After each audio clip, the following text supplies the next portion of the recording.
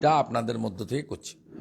তৃতীয়ত, civic ভলেন্টিয়ার্সের form fill আপের উদ্যোগ নিয়েছেন বিজিতেশ্বর রাউত আর শান্তনু সিনহা বিশ্বাস বলে মমতা ওয়েলফেয়ার বোর্ড। মমতা ব্যানার্জি পশ্চিমবঙ্গে পুলিশের দুটো অ্যাসোসিয়েশন তুলে দিয়ে একটা ওয়েলফেয়ার বোর্ড চালু করেছেন এবং এই ওয়েলফেয়ার বোর্ডে তিনজন মাথা আছে, তপন মাইতি, বিজিতেশ্বর রাউত। বিজিতেশ্বর রাউত কত জমি কিনেছে তার লিস্ট আমি প্রকাশ করব, আমার কাছে এসে গেছে। আর শান্তনু সিনহা বিশ্বাস, আইসি কালীঘাট কাম এসিপি, যাকে আইপিএস রাও স্যার বলে। তা এরা আপনার ফর্ম ফিল আপ করাচ্ছেন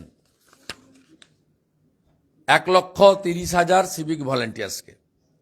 প্রথমত, আমি সিভিক ভলেন্টিয়ার বন্ধুদের স্থায়ী নিয়োগের সমর্থন করি। বিহার এবং উড়িষ্যার মতো করুন, রাজ্যে টাকা থাকলে কোনো অসুবিধা নেই। বিধানসভায় বাজেটের জবাবি ভাষণে আমি বলেছিলাম 9,000 ছিল, 1,000 বাড়িয়েছেন, এতে কিছু হয় না। আপনারা অন্তত 20,000 টাকা করে বেতন দিন, শুধু সিভিক ভলেন্টিয়ার, ভিলেজ পুলিশ নয়।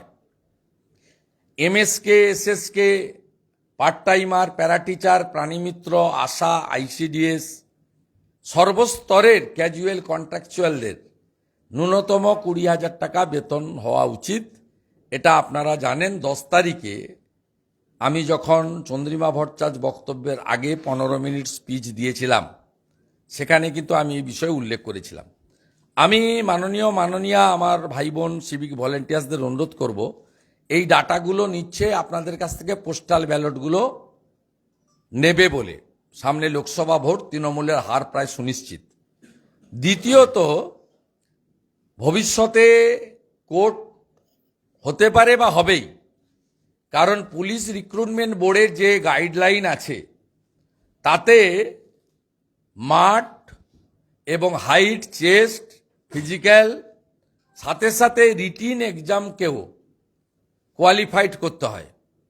রাজ্য সরকার আপনাদের সমকাজে সমবেতন না দিয়ে একলপ্তে উড়িষ্যা বা বিহার সরকারের মতো পার্মানেন্ট না করে আপনাদেরকে এই ফর্মটা ফিল আপ করছে জুনিয়র কনস্টেবলের দৌড়ে রাখার জন্য।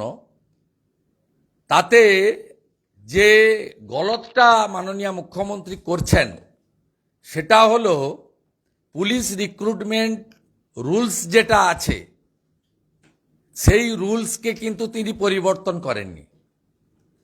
সম্পূর্ণ বেআইনি যেভাবে আজকে লক্ষ লক্ষ হাজার হাজার ছেলে মেয়ে, শিক্ষক, শিক্ষাকর্মী, বন দপ্তর, ফায়ার ব্রিগেড, মিউনিসিপাল রিক্রুটমেন্টে ফেঁসে গেছেন এই রাজ্যে, ঠিক একইভাবে সিভিক ভলেন্টিয়ার্স ভাই বোনেদেরও ফাঁসানোর জন্য এটা করছেন।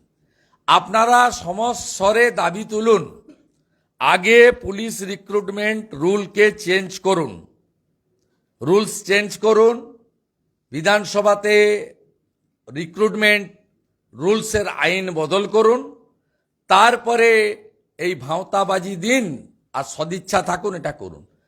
দুটো কারণ, একটা হচ্ছে সবাই জানে 2014 সালে মার্চের 1 তারিখ বা 2 তারিখ ভোট ঘোষণা হয়েছিল, 2019 সালে 10 তারিখে ঘোষণা হয়েছিল মার্চে।